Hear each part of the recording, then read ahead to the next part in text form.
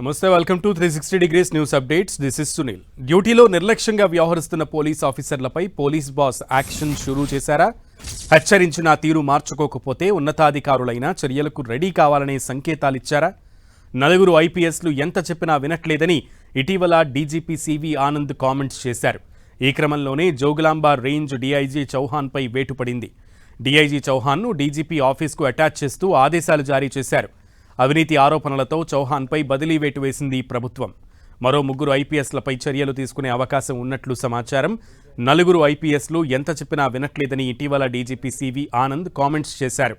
ఈ వ్యాఖ్యల తర్వాత చౌహాన్పై వేటు వేయడంతో ప్రాధాన్యం సంతరించుకుంది. అయితే మరో ముగ్గురు అధికారులపై వేటు వేసేందుకు రంగం సిద్ధమైనట్లు తెలుస్తోంది. పెద్ద మొత్తంలో అవినీతి ఆరోపణలు ఎదుర్కొంటున్న ముగ్గురిపై వేటు వేసే ఛాన్స్ ఉన్నట్లు సమాచారం.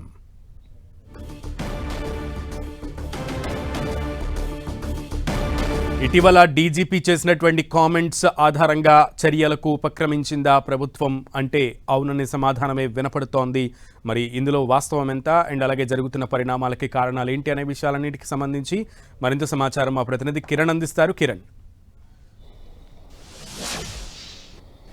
సునీల్, పోలీస్ శాఖలో పనితీరు మార్చుకొని ఉన్నతాధికారుల మీద వేటు పడుతుందంటూ కూడా గతంలో డీజీపీ సివి చేసిన వ్యాఖ్యలు 48 గంటలు గడవక ముందే కూడా పోలీస్ శాఖలో ఒక ఉన్నతాధికారిపై ఇటు ఆ డీజీపీ ఆఫీస్కు అటాచ్ చేస్తూ చర్యలు తీసుకోవడం ప్రస్తుతానికైతే తెలంగాణ పోలీస్ శాఖలో హాట్ టాపిక్గా అన్నట్టుగా చెప్పాల్సి ఉంటుంది. కొద్ది రోజుల క్రితం వరంగల్ కేంద్రంగా జరిగిన మీటింగ్లో పలువురు ఐపీఎస్లు పనితీరు మార్చుకోవట్లేదు, అవినీతి ఆరోపణలు ఎక్కువ అవుతున్నట్టుగా ఆయన చేసిన వ్యాఖ్యలకు సంబంధించి కూడా తాజాగా జోగులాంబ గద్వాల సంబంధించిన రేంజ్కి సంబంధించి డీఐజీ జిహెచ్ చౌహాన్ మీద వేటు పడినట్టుగా చెప్పాల్సి ఉంటుంది. ఆయనని డీజీపీ ఆఫీస్కు అటాచ్ చేస్తూ కొద్దిసేపటి క్రితమే ఉత్తర్వులు కూడా వెలువడిన పరిస్థితి. దీనికి సంబంధించి గడిచిన కొద్ది రోజులుగా ఇటు తెలంగాణలోని వివిధ జిల్లాలకు సంబంధించి కూడా ఆయన బాధ్యతలు చేపట్టిన తర్వాత కూడా నేరుగా జిల్లా పర్యటన చేసి కూడా అక్కడ ఐపీఎస్ల పనితీరు మీద కూడా స్వయంగా తెలుసుకున్న ప్రయత్నం చేశారు. ఆ తర్వాత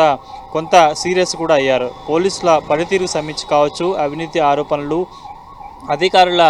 అధికార పార్టీకి సంబంధించిన అండదండలతో కొంతమంది ఇష్టం వచ్చినట్టు వ్యవహరిస్తున్నట్టు కూడా ఆయన ఇంటర్నల్గా ఆరోపణలు చేశారు. తాజాగా వరంగల్లో ఆయన చేసిన వ్యాఖ్యలకు సంబంధించి కూడా కొంత చర్చ కొనసాగుతున్న వేళ కూడా జోగులాంబ గద్వాల రేంజ్కు సంబంధించి డీఐజీ చౌహాన్ మీద ఆయన వేటు వేయడం ప్రస్తుతానికైతే హాట్ టాపిక్గా మారినట్టు చెప్పాల్సి ఉంది. మరొక ముగ్గురు ఐపీఎస్ల మీద కూడా వేటు పడే అవకాశం ఉన్నట్టు ఇప్పటికే చర్చ జరుగుతుంది. కొద్ది రోజుల్లో అంటే మరొక వారం 10 రోజుల్లో కూడా చర్యలు ఉండే అవకాశం ఉన్నట్టు తెలుస్తుంది. ముఖ్యంగా ఉత్తర తెలంగాణకు సంబంధించిన పలువురు ఐపీఎస్ల మీద కూడా చర్యలు ఉండే అవకాశం కనిపిస్తుంది. ప్రస్తుతానికైతే మనం కొద్ది రోజులుగా చర్చ జరుగుతున్న అంశాలను కూడా ఒకసారి పరిశీలిస్తే ఉత్తర తెలంగాణతో పాటు దక్షిణ తెలంగాణ సంబంధించిన ఐపీఎస్ల చర్యలు కూడా తప్పు అంటూ కూడా ఆయన సీరియస్ కామెంట్ చేసిన కొన్ని గంటలకే జోగులాంబ రేంజ్కి సంబంధించిన డీఐజీ చౌహాన్ మీద వేటు వేయడం ప్రస్తుతానికైతే హాట్ టాపిక్గా మారింది. కాబట్టి మరొక ముగ్గురు ఎవరనే ఆసక్తికర చర్చ జరుగుతుంది. ముఖ్యంగా ఉత్తర తెలంగాణ జిల్లాలకు సంబంధించి కూడా వారి మీద చర్యలకు సన్నద్ధం అవుతుంది. ఇప్పటికే ఇటు రాష్ట్ర ప్రభుత్వానికి సంబంధించి కావచ్చు, ముఖ్యమంత్రి వద్ద కూడా వారికి సంబంధించిన వ్యవహార శైలి కావచ్చు, వారి అవినీతి ఆరోపణలకు సంబంధించిన పూర్తి రిపోర్టు కూడా వెళ్ళినట్టుగా సమాచారం ఉంది. కాబట్టి ఆగస్టు 15 తర్వాత చర్యలు ఉండే అవకాశం కనిపిస్తుంది. వీటితో పాటు ఇటు డిఎస్పీ సంబంధించిన ర్యాంక్ ఆఫీసర్ల మీద కూడా వేటుపడే అవకాశం కనిపిస్తుంది. ఎందుకంటే ఆయన ఇటీవల కాలంలో డీజీపీగా బాధ్యత చేపట్టిన తర్వాత కూడా నేరుగా ఉత్తర తెలంగాణలోని 3 జిల్లాలతో పాటు ఇటు హైదరాబాద్తో పాటు కొన్ని జిల్లాలలో కూడా నేరుగా ఆయన పర్యటించి అక్కడ పోలీసుల పనితీరు అంశం కావచ్చు, కొంత సొంత రిపోర్ట్తో కూడా సమీక్ష చేసిన నేపథ్యంలో కూడా హెచ్చరికలు జారీ చేశారు. కానీ అప్పటికి ఇంకా వారు పనితీరు మార్చుకోవట్లేదంటూ కూడా ఆయన ఘాటు వ్యాఖ్యలు చేశారు. కాబట్టి ఇక ముగ్గురు ఐపీఎస్తో పాటు మరొక కొంతమంది డిఎస్పీల పనితీరు మీద కూడా తీవ్ర అసహనం వ్యక్తం చేస్తున్నారు. అవినీతి ఆరోపణల్లో కూరుకున్నట్టుగా ఇప్పటికే పక్కా రిపోర్ట్ను డీజీపీ ఆఫీస్కు చేరినట్టుగా తెలుస్తుంది. కాబట్టి త్వరలో ముగ్గురు ఐపీఎస్ అధికారులతో పాటు నాన్ క్యాడర్కి సంబంధించిన డిఎస్పీల మీద కూడా వేటుపడే అవకాశం తెలుస్తుంది. ముఖ్యంగా మనకు అందుతున్న సమాచారం ప్రకారం అయితే ఉత్తర తెలంగాణతో పాటు దక్షిణ తెలంగాణ జిల్లాలకు సంబంధించిన పలువురు డిఎస్పీల మీద వేటు పడే అవకాశం అయితే కనిపిస్తుంది.